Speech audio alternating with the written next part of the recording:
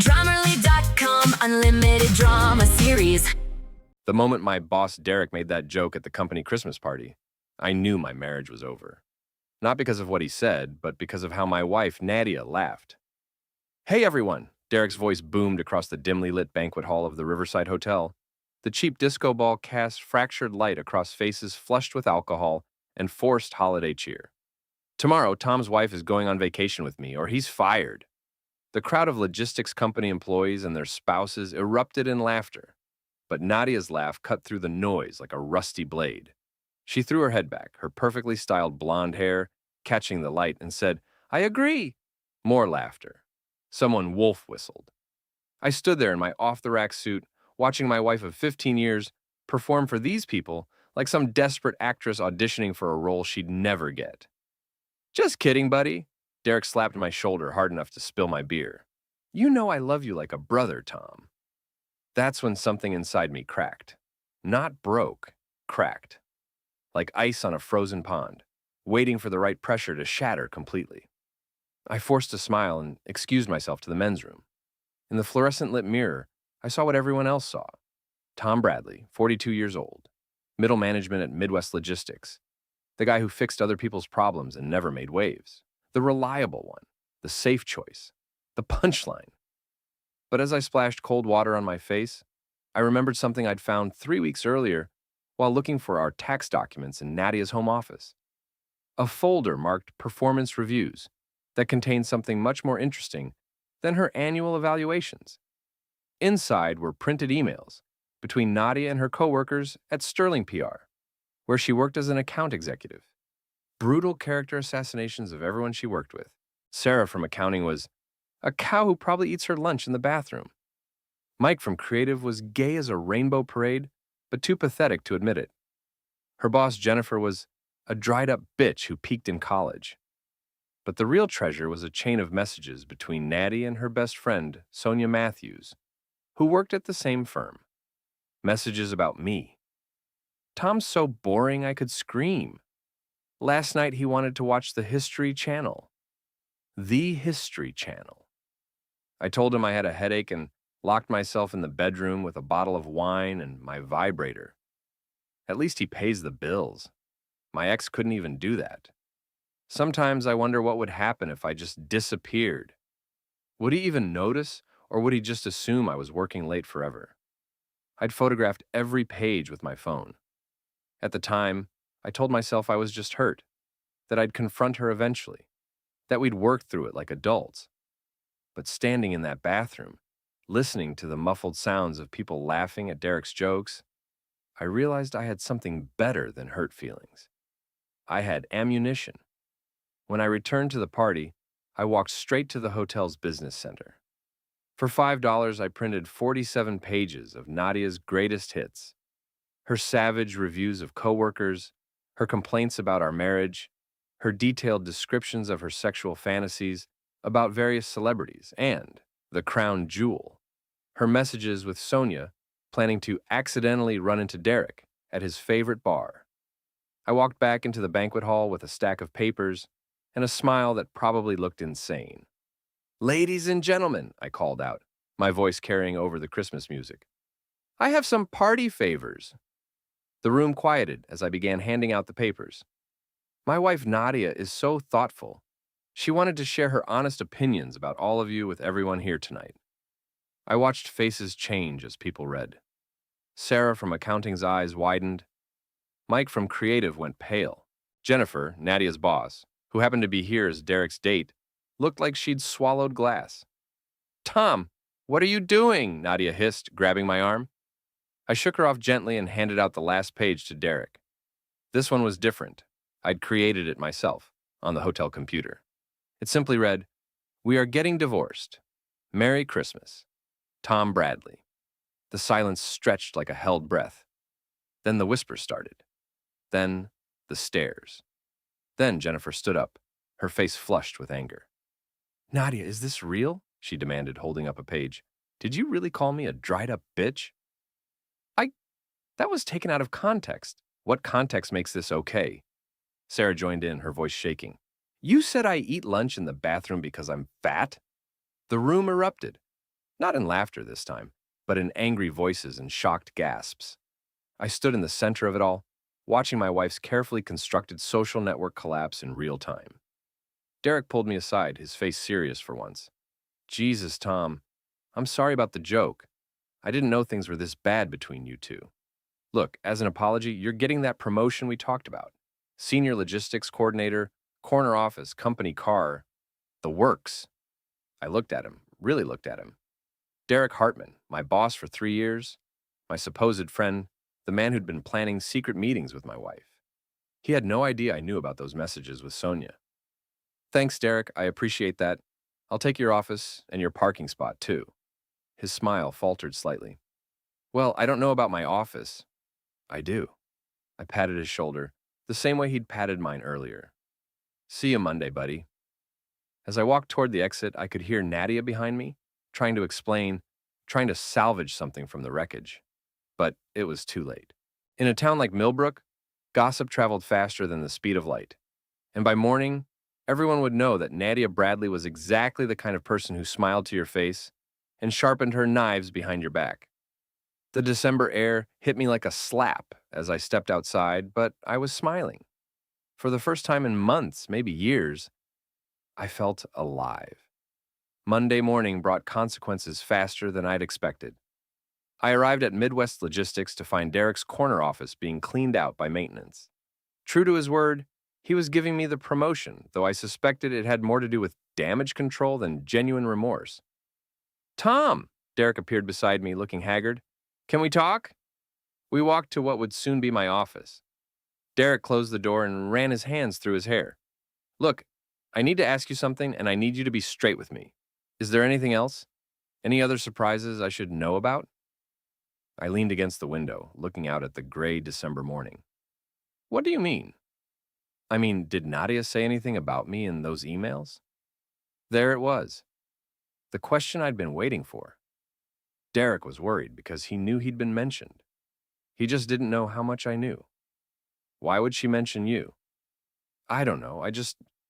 We've worked some events together, you know? PR and logistics, we cross paths sometimes. I wouldn't want there to be any misunderstandings. I studied his face. Derek was handsome in that generic corporate way. Square jaw, expensive haircut, teeth too white to be natural. The kind of man who probably peaked in college and spent the rest of his life trying to recapture that feeling of being important. I'm sure if there was anything worth mentioning, it would have been in those printouts, I said finally. Relief washed over his features. Good. That's good. So we're okay, you and me? We're fine, Derek. And just fine. After he left, I settled into my new office and called my lawyer, Pete Kowalski. Pete and I had grown up together in Millbrook, played high school football together, even dated the same girl junior year. He was one of the few people in town I trusted completely. Jesus Christ, Tom, Pete said when I explained the situation. The whole town's talking about Saturday night.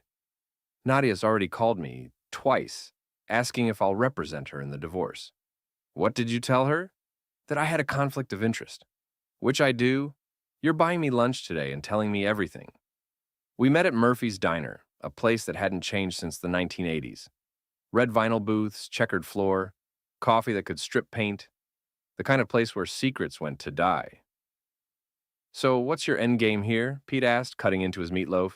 You want to take her to the cleaners? I want her to understand what it feels like to be humiliated, to have people laugh at you behind your back, to realize that actions have consequences. Pete nodded slowly.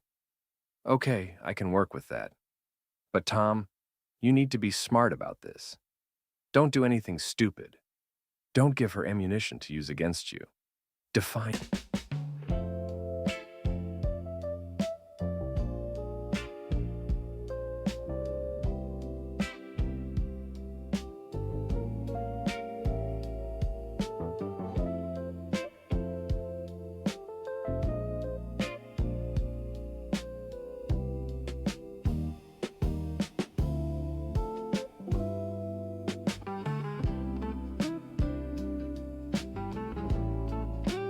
Stupid. Don't follow her around. Don't key her car. Don't show up at her work. Don't post about her on social media. And for God's sake, Don't do anything that could be construed as threatening. I smiled. I'm not going to threaten anyone, Pete. I'm just going to tell the truth. That afternoon, I stopped by Mickey's boxing gym on the south side of town. I'd been training there twice a week for the past 5 years, ever since my doctor told me I needed to find a way to manage stress that didn't involve beer and late-night television. Mickey Torino was 70 years old and built like a fire hydrant. He'd trained professional fighters back in the day, and his gym walls were covered with faded photographs of men with broken noses and championship belts. "I heard about your party trick," Mickey said as I wrapped my hands. "Ballsy move. You think it was stupid? I think it was overdue. Your wife's been running her mouth around town for years. About time someone called her on it." I spent an hour working the heavy bag, letting my frustrations flow through my fists. The rhythmic thudding was therapeutic, each punch a small release of the anger I'd been carrying. "You know," Mickey said as I cooled down, "I heard something interesting at the barber shop yesterday." "What's that?" "Seems your wife's been seen around town with that boss of yours. Coffee dates, lunch meetings. Might be nothing, but..." "But?" Mickey shrugged. "In my experience, when a woman starts having secret meetings with another man, it ain't about business." I already knew about Derek, of course, but hearing it confirmed by someone else felt like validation. I wasn't paranoid or imagining things. My instincts had been right. That evening, I came home to find Nadia waiting for me in the living room. She'd been crying, her makeup was smudged, and her eyes were red. "We need to talk," she said. "I'm listening. What you did Saturday night was cruel and humiliating. Those were private conversations, Tom. Private thoughts. About our friends, about our marriage, about me." She stood up, pacing to the window. "I was venting, okay? Everyone vents. It doesn't mean anything. It means you think I'm boring. It means you fantasize about other men. It means you've been planning to cheat on me with Derek." She spun around, her face flushing. "I never cheated on you. Yet. This is insane. You're acting like some kind of psychopath." I sat down in my recliner, the same chair I'd been sitting in for 10 years, watching the same television, living the same predictable life that had apparently driven my wife to fantasize about escape. I'm acting like someone who finally knows the truth about his marriage. "So what now? You're going to punish me forever? Make me pay for some stupid emails?" "I'm going to get divorced, Nadia. That's what people do when they discover their spouse has no respect for them." She was quiet for a long moment. Then, in a voice I barely recognized, she said, "Fine. But if you think you're going to destroy my life and walk away clean, you're wrong. I know things about you too, Tom. Things that could hurt you." "Like what?" She smiled, but there was no warmth in it. "Like the fact that you've been skimming money from the company for years. Little amounts, nothing anyone would notice, but it adds up." I felt ice in my veins. "I've never stolen anything. Haven't you? Those expense reports you pad? The mileage you claim for trips you never took? The office supplies that somehow end up in our house? It might not be grand theft, but it's enough to get you fired, maybe even prosecuted." She was right, of course. Over the years, I'd bent the rules here and there. Nothing major, nothing that hurt anyone, but enough to cause problems if someone wanted to make an issue of it. "So this is how it's going to be?" I asked. "This is how you made it, Tom. You fired the first shot Saturday night. Don't blame me for firing back." After she went upstairs, I sat in the dark living room, thinking. Nadia was smarter than I'd given her credit for. She'd just shown me that she was willing to fight dirty, which meant I needed to be ready for war. I picked up my phone and sent a text to an old friend. "Frank, it's Tom Bradley. I need a favor." Frank Morrison and I had served in the Army together 20 years ago.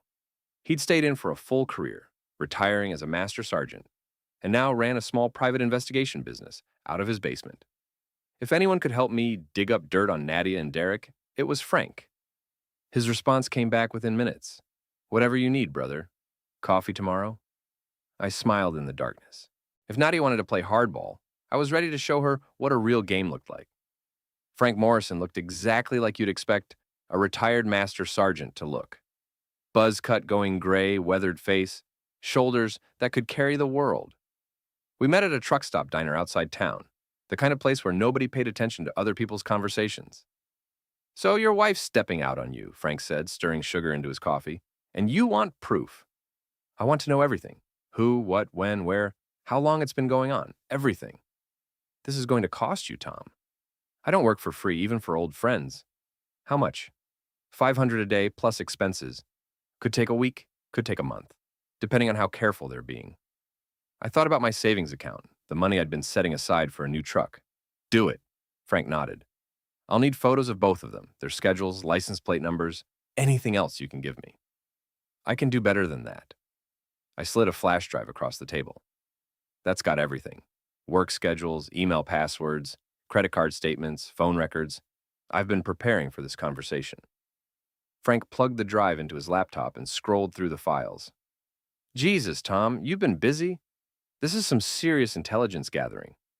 I learned from the best. Yeah, you did. Okay, give me a week and I'll have everything you need to know about your wife's extracurricular activities. While Frank worked his magic, I focused on my 187 messages to your gym partner? She's just a friend. Don't send photos like. Watch more on Grammarly.com. own transformation. The promotion Derek had given me came with real benefits: a corner office, a company car, and most importantly, respect from people who'd previously treated me like furniture. But the biggest change was at home. Nadia and I barely spoke now, passing each other in the hallway like polite strangers. She'd moved into the guest bedroom, claiming she needed space to think. I didn't mind. The silence was better than the pretense. On Thursday evening, my daughter Emily called from college. She was 20, a junior at State University, studying communications like her mother. Dad, what's going on? Mom called me crying, saying you're getting divorced. It's complicated, sweetheart. She said you humiliated her in front of all her friends and coworkers. That doesn't sound like you. I closed my eyes, leaning back in my office chair. Emily was the one good thing that had come out of my marriage to Nadia, and I'd be damned if I was going to poison her against her mother, no matter how much Nadia deserved it. Your mom and I have been having problems for a while. Sometimes these things just don't work out. But Dad? Emily, I need you to stay out of this, okay? This is between your mother and me. Don't let it affect your studies, and don't feel like you have to choose sides. I just don't understand why you can't work it out. Some things can't be fixed, honey. Some things are broken beyond repair. After I hung up, I sat in the dark office, looking out at the parking lot. Nadia had gotten to Emily first, spinning her version of events. That stung more than I'd expected. Friday afternoon, Frank called. I've got something. Can you meet me tonight? We met at the same truck stop. Frank spread a collection of photographs across the table like he was dealing cards. Your wife's been busy, he said. Tuesday lunch at the Marriott downtown. Wednesday afternoon at his apartment on Elm Street. Today, they went to a cabin on Lake Morrison. The photos were clear and damning. Nadia and Derek holding hands across a restaurant table. Derek's hand on Nadia's ass as they walked into his apartment building. The two of them kissing in the parking lot of the lake cabin. How long, I asked. Based on what I can prove, about 6 weeks. But I'm guessing it's been going on longer than that. I studied the photos, feeling strangely detached. Seeing the proof should have hurt more, but mostly I just felt vindicated. My instincts had been right. There's more, Frank said. I did some digging on your boss. Derek Hartman's got some interesting financial problems. Seems he's been living beyond his means for a while now. Credit cards maxed out, behind on his mortgage, the works. What does that have to do with anything? Maybe nothing, or maybe he sees your wife as a meal ticket. She makes good money at that PR firm, right? I nodded. Nadia made more than I did, actually, which had always been a source of tension between us. There's something else, Frank continued. I followed them to the cabin today and set up some long-range surveillance. They weren't alone. He handed me another photo. This one showed Nadia, Derek, and a third person I recognized, Sonia Matthews, Nadia's best friend from work. Interesting group dynamic, Frank said. Looked like they were planning something. Lots of serious conversation, documents being passed around. I studied the photo more carefully. Sonia was a sharp-featured brunette, with ambitious eyes and a smile that never quite reached them. She'd been to our house for dinner parties, had laughed at my jokes, had seemed like a friend. I want you to dig deeper on Sonia, I said. Find out what her connection is to all this. That'll cost extra. I don't care. I want to know everything. That weekend, I made my own moves. I'd been thinking about what Nadia had said about my expense account irregularities, and I realized she was right.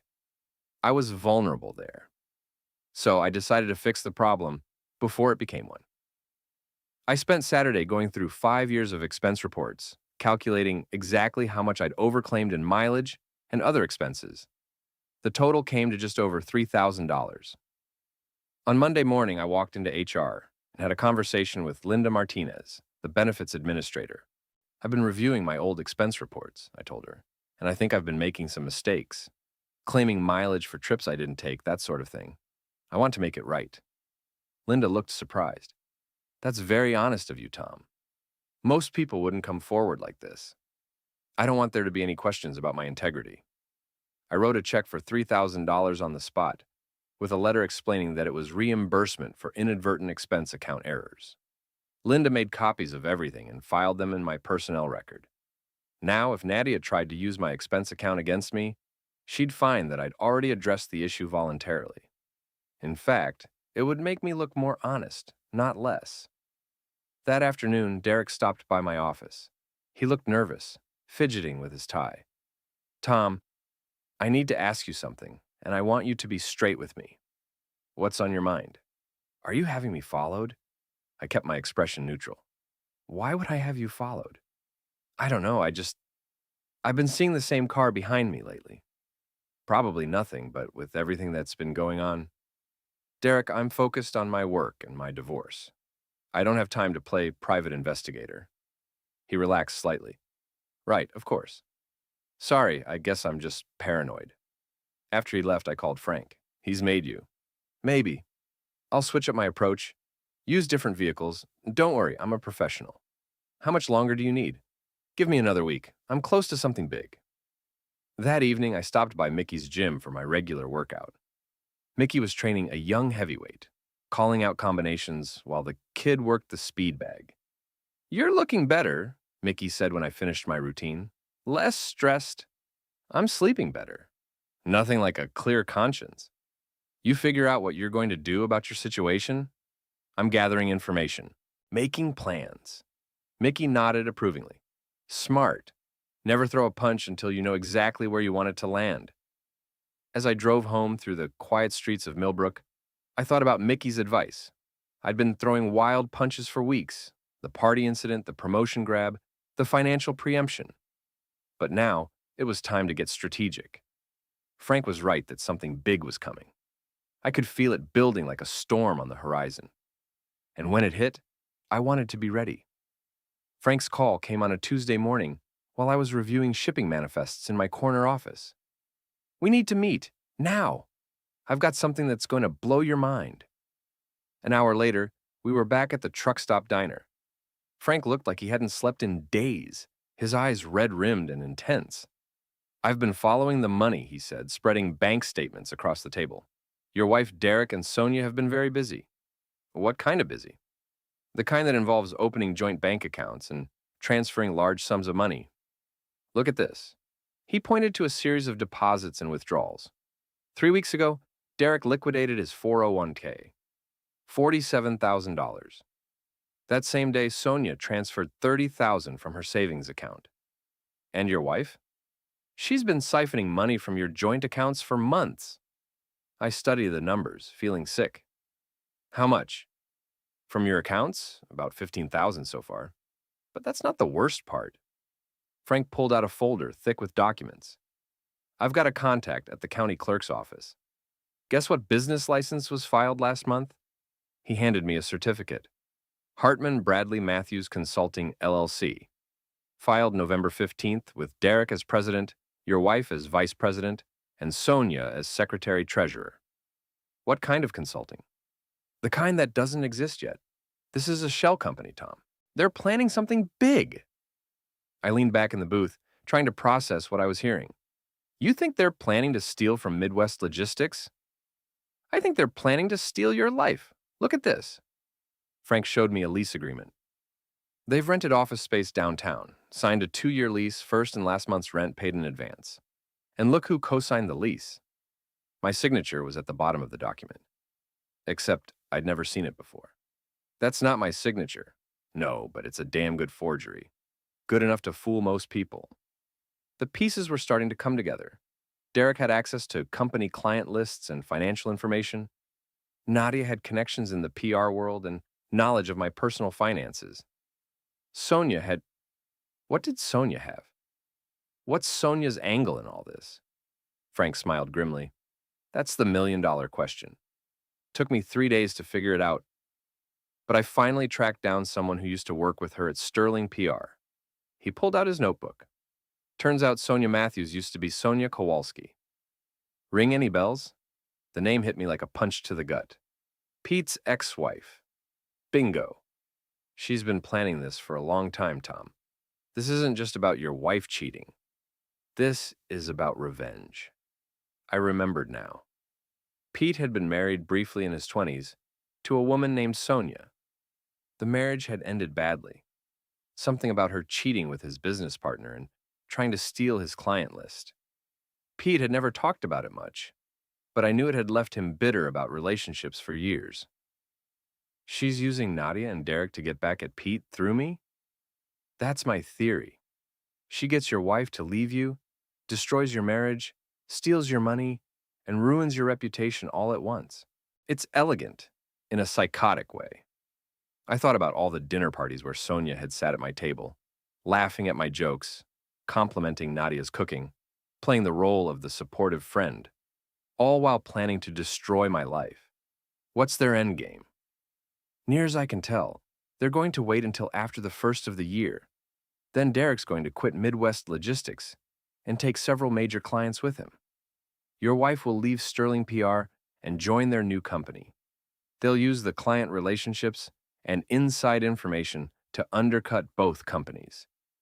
And the forged signature? That ties you to the business legally. If anything goes wrong, if anyone gets sued, you're on the hook. They get the profits, you get the liability.